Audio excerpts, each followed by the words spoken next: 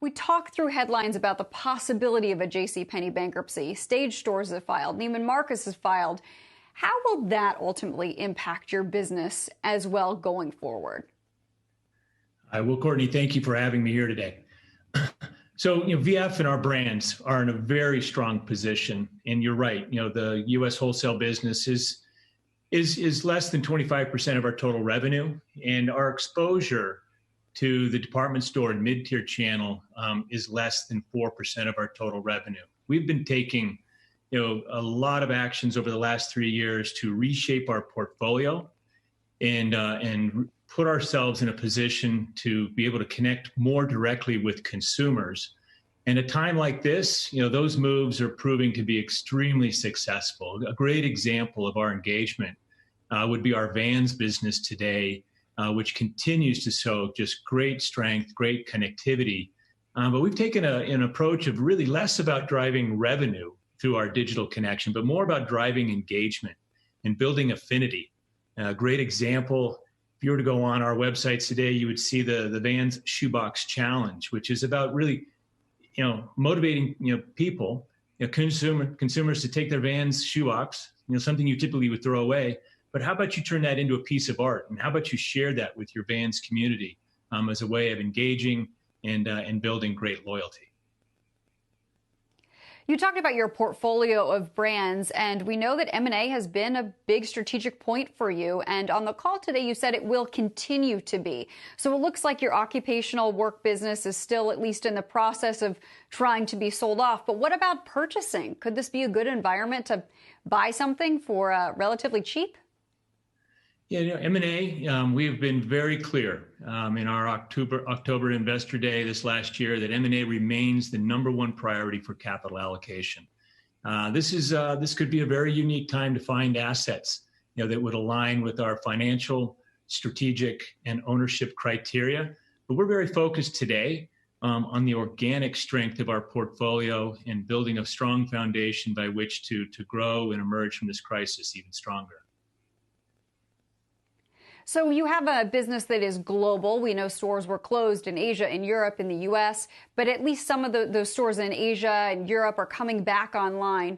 What have you learned about the consumer reaction as we reopen following this crisis? And how does that inform what might happen here in the United States?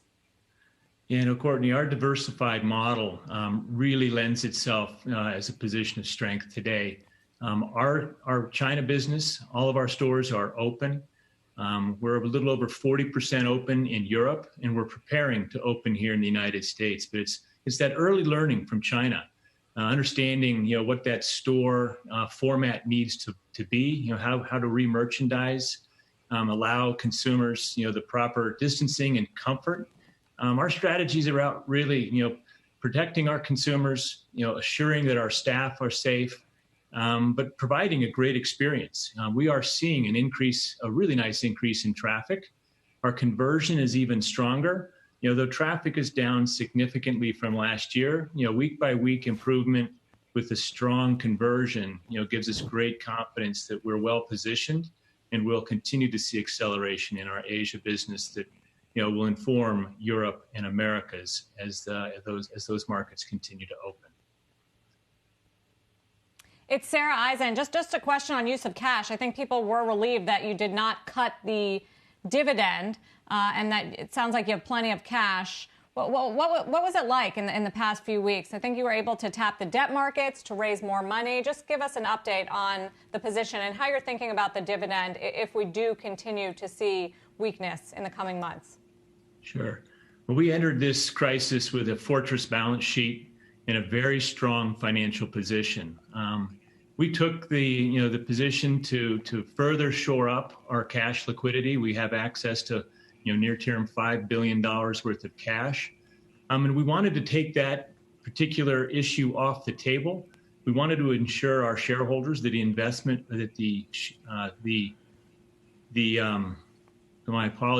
our dividend would remain intact. So then we could focus on the investments that we're making against the growth of our business and that really allowing our iconic brand portfolio to connect with consumers and drive that digital connectivity. Sir, it's David Faber. Speaking of digital connectivity, I think you said on the call roughly half of your business today is direct to consumer. Given the changes that are happening so quickly in terms of the way people conduct their lives right now, how do you see that increasing over time? How much of VF's business will be direct to consumer, let's say a year from now, I should say? Sure. Well, central to our strategy is this ability to become more consumer-minded and retail-centric and invest in our direct-to-consumer and digital capabilities. And we've moved from about 35% of our total revenue just 2 years ago to 50% today. And those investments are paying off extremely well. We see the increase in digital activity, helping our brands, continue to see growth. Our Americas digital business in the month of April was up 80%. A real testament to our digital and technology team, providing the capability, providing the stability, and really helping our brands. Brands like the Vans and the North Face, Dickies, connect with their consumers and provide that digital connectivity to first and foremost engage. But as we bring you through that funnel, getting you to that conversion point, if that's where you're at.